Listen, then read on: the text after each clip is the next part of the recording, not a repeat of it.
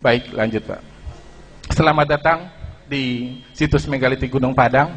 Ini pintu gerbang tidak merusak situs Pak, ini jauh dari situs. Ini sengaja dikembangkan untuk memberikan eye-catching pada saat kita masuk ke Gunung Padang. Itu yang membelakangi yang jalan masuk sedang gerak jalan itu Pak Himam Haris, Kadis Budpar Cianjur.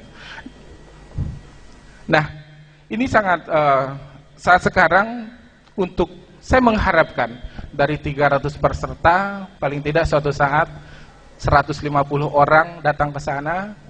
Pak Taufik Rasen pernah mengadakan acara di sana, tapi sekarang sudah jarang ke sana lagi. Moga-moga dari 300 orang 150 orang dengan membawa 4 keluarganya datang ke Gunung Padang. Gunung Padang akan ramai melihat ini. Kita dari ke Gunung Padang, sebelum sampai ke Gunung Padang kita akan melewati sebuah terowongan yang bisa dikatakan tertua yang dibangun oleh Belanda. Dibangun pada tahun 1879, dibangun selama 3 tahun, dan ini sampai sekarang jarang dilihat orang. Masyarakat kereta apian Indonesia mengangkat ini, tapi seolah-olah kurang bunyi. Ini sebuah tinggalan yang sangat fenomenal sebelum kita sampai ke Gunung Padang. Insya Allah Pemda Cianjur dan Pemda Jawa Barat akan membuka kembali jalur kereta api untuk menuju Gunung Padang nantinya. Ini stasiun Lampegan. Nanti Bapak Ibu sekalian bisa dari Jakarta ke Bogor, nanti lewat Sukabumi sampai ke Lampegan, atau datang lewat Bandung dari Ciroyom naik kereta sampai ke Lampegan. Nah, Gunung Padang ini juga dibahas kemarin oleh Pak Profesor Sutikno Bronto. Ini satu fenomena yang sangat menarik dari sejarah ke Gunung Apian. Nanti akan dibahas juga oleh Pak Sujatmiko menyinggung nanti. Gunung Padang dibangun di atas bukit dengan ketinggian lebih kurang 885 meter di atas muka laut, dan dilingkungi oleh beberapa fenomena alam yang sangat menarik. Ada aliran sungai di kiri kanan, di belakang di backgroundin oleh sebuah bukit, Pasir Empet namanya. Di bagian depan ada lagi aliran sungai yang di sekitarnya terdapat kawasan pertanian. Nah, Gunung Padang ini seperti saya sampaikan tadi bahwa ini bukan data baru di dunia arkeologi. NJ Krom tahun 1914 pernah mencatat, mungkin setelah stasiun Lampegan dibangun, dia sempat main-main ke Gunung Padang, tapi tidak detil. Kemudian tahun 79, penduduk lokal yang memukimi kembali kawasan Gunung Padang, pada saat mereka membuka semak belukar, mereka melaporkan tinggalan struktur itu, dan sejak itulah lembaga kami yang sering berubah nama, sering bolak-balik kemana-mana menangani Gunung Padang itu. Dan insya Allah kami akan kembali ke Departemen Pendidikan dan Kebudayaan.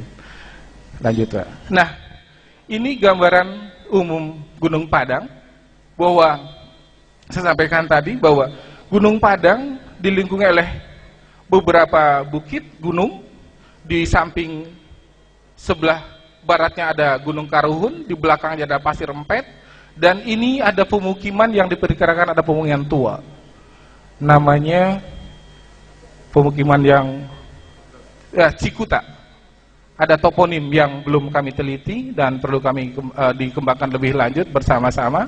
Dan sebelah sananya lagi, sebelah barat juga ada pemukiman yang diperlukan keberlanjutan dari masa lalu. Dan ini ada aliran sungai.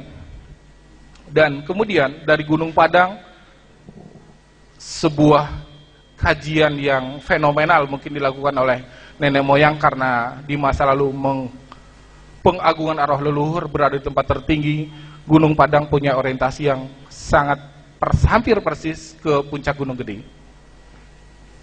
Ini Gunung Padang. Kalau Bapak Ibu sempat datang ke Gunung Padang pada suasana yang sangat bagus, di foto teratas, keadaan lingkungan yang sejuk, indah, dan Bapak bisa menyaksikan bagaimana sunrise di Gunung Padang, birunya langit, orientasi ke gunung, dan kita sebelah bawah bisa melihat bagaimana struktur Gunung Padang itu sendiri. Baik, lanjut. Cukup capek untuk naik ke Gunung Padang. Kita bisa melihat bagaimana susunan anak tangga dari bawah sampai ke atas. Ini lebih kurang 170 meter dengan kemiringan yang cukup tinggi, cukup ngos-ngosan, mungkin paling tidak 4 kali berhenti untuk sampai ke atas. Dan sampai di teras pertama kita bisa melihat bagaimana hamparan ratusan balok-balok batu yang disusun oleh nenek moyang di masa lalu. Pernah juga menjadi perdebatan dahulu tentang Gunung Padang ini, wah paling itu cuma bikinan alam. Ada ahli-ahli mengatakan, tapi kami dari sisi arkeologi cukup ngotot membantah hal itu, bahwa alam tidak pernah membuat secara berulang. Alam tidak pernah mendirikan batu secara berulang. Mungkin pada saat suatu bencana muncul batu berdiri, tapi batu berdiri kedua tidak akan kita temukan. Ini dibuat secara berlanjut oleh manusia masa lalu. Pertanggalan pasti kita belum dapat, tapi pertanggalan budaya seperti saya sampaikan tadi, Gunung Padang merupakan tinggalan masa bercocok tanam dari budaya megalitik yang sifatnya monumental, yang berkembang di Indonesia antara 2500 tahun sampai 1500 tahun sebelum Masehi. Mungkin nanti bisa dimasukkan, misalnya ada megalitik 10.000, masuk nggak dalam budaya Indonesia? Di situ perlu kita ngecek time, culture, and identity dari pernyataan tersebut. Lanjut, Pak. Ini bagian-bagian yang ada di Gunung Padang. Nanti Pak Coki nanti akan mengupas batu yang sudah botak ini karena sering dipukul. Saya pertama kali datang ke Gunung Padang saat dilatih, mungkin disuruh sama Bu Edi mungkin pada tahun 84. Jadi mungkin sudah 27 tahun yang lalu. Dulu pada saat ke Gunung Padang, kita didorong-dorong oleh Mbak Titi, Ju pembimbing, kita tidak tahu itu ada musik segala macam. Pada tahun 84 kita ke Gunung Padang hanya dapat informasi Awis Darliyah yang nyanyi apa-apanya dong tirakatan di Gunung Padang. Dia tidak mukul-mukul ini. Oke, baik. Lanjut, ini bagian yang lain, struktur-struktur yang lain di sana. Dan kemudian ini hamparan yang lebih besar lagi, bagaimana masyarakat masa lalu menyusun Gunung Padang. Oke, lanjut. Nah, ini yang menjadi ajang sekarang. Calon-calon pejabat boleh datang ke sini, coba ngangkat batu. Kalau batunya terangkat, katanya cita-cita jadi pejabatnya bisa tercapai. Tapi saya karena bukan calon pejabat, saya tidak pernah mau mengangkat batu itu. Ini petilasan, dan sampai sekarang, masyarakat sekarang masih datang ke Gunung Padang. Ini Desember kemarin, salah satu komunitas dari Jakarta ingin merenungi diri dan ingin merenungi nasib Indonesia. Orang-orang seperti ini mencoba mensucikan diri di sana. Moga-moga kesucian mereka itu berlanjut kepada yang lain. Nah, ini bagian akhir dari Gunung Padang, sebuah menhir yang sudah roboh. Kita juga menutup batu bagian belakang itu. Mungkin yang batu yang paling besar di tengah, sekarang digerokin, tanahnya diambil, kemudian dibawa pulang, mungkin jadi jimat.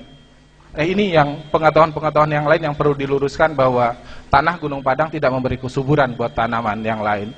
Pupuk organik, pupuk unggul, itu yang mungkin yang memberi kesuburan. Itu yang perlu diberikan pemahaman kepada masyarakat. Nah, lanjut, Pak. Nah, kaitan dengan paparan sekarang, Gunung Padang sebenarnya penuh dengan nilai-nilai kearifan di masa lalu.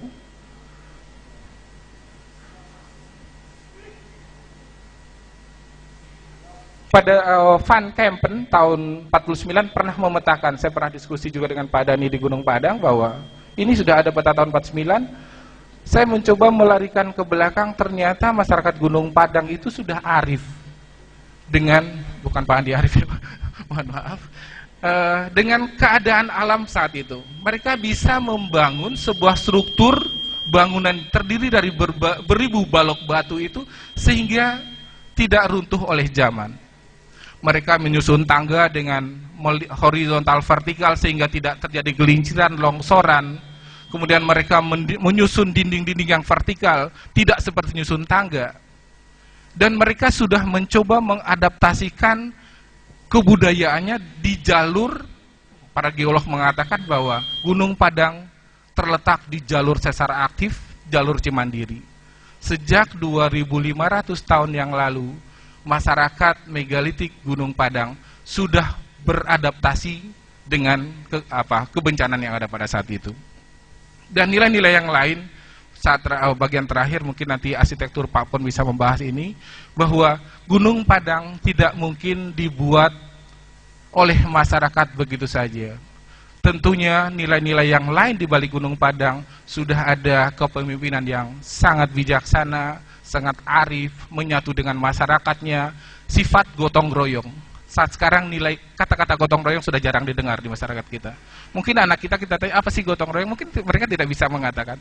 Tapi pada saat kita berkunjung ke Gunung Padang, hal-hal itu bisa kita wariskan kepada generasi mendatang, sesuai dengan kajian sekarang bahwa dalam menghadapi masa mendatang, tidak hanya bencananya kita berikan pelajaran kepada generasi bangsa, tetapi adalah bagaimana nilai-nilai sosial yang ada di masyarakat masa lalu itu perlu kita bangkitkan dan tumbuhkan kembali di generasi kita. Itu saja, terima kasih. Assalamualaikum warahmatullahi wabarakatuh.